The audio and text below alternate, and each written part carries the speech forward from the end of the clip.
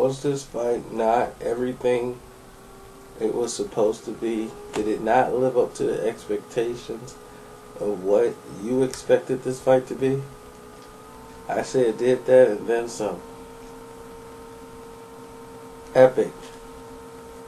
The Ghost Gurrero started off from the opening bell mugging, and I mean straight mugging Berto. I mean, he would have made Bernard Hopkins stand up and applaud and clap as how dirty he was fighting in this fight.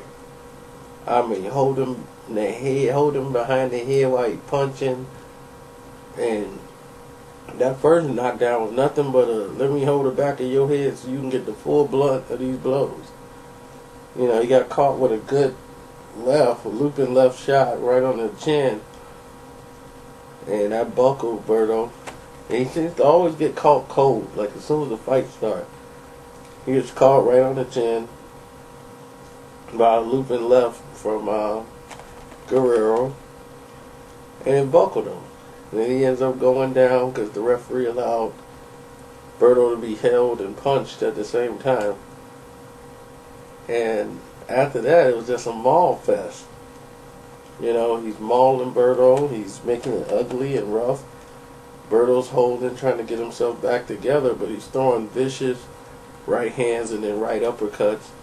Fight's going pretty much just the way I predicted, except for Berto getting hurt this early. Then, second round, same situation. He gets like an inadvertent thumb in the eye, and you know, he almost wanted a timeout. Referee's like, well, there's no timeouts in boxing.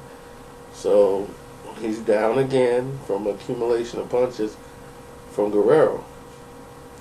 So that's 2 rounds, 2 knockdowns for Gurrero. So he's already up 4 points. And he continues to onslaught as if he's going to stop the fight early.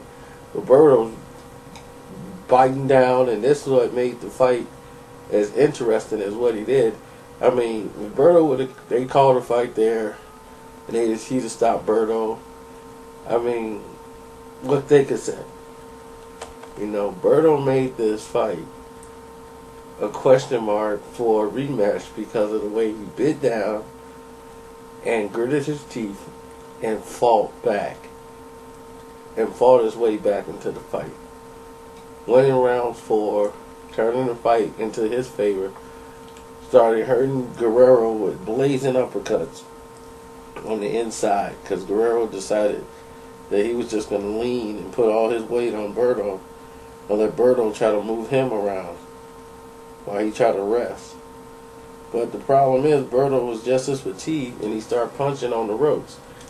And once he started doing that, he was at a disadvantage because he couldn't get good leverage on the uppercut to put enough power into it. It was fast and it was showy, but it wasn't a lot of force on it. He couldn't really get a good snap on it because his back was on the rope and he was throwing him going backwards. You know, I would have liked for him to step forward and throw an uppercut. You know, he had his weight balanced and centered. So it was a good fight in the middle rounds. Gurrero was breaking down a little bit from fatigue, and you started to see Berto getting back into the fight. Then around like round 11 and 12, Gurrero just closed the door to let him know, like, hey, it's my fight. You're not going to take this from me. So overall, it was a great fight.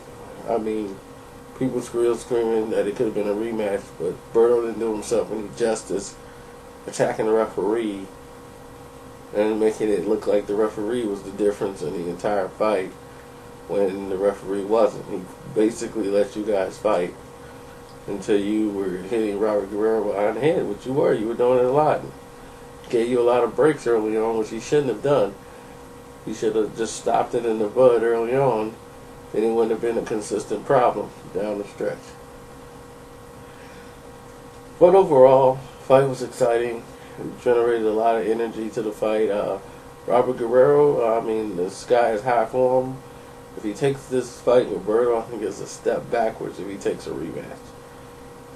I think there's other fights out there that can be made that's bigger for him. So we'll see what happens. Peace.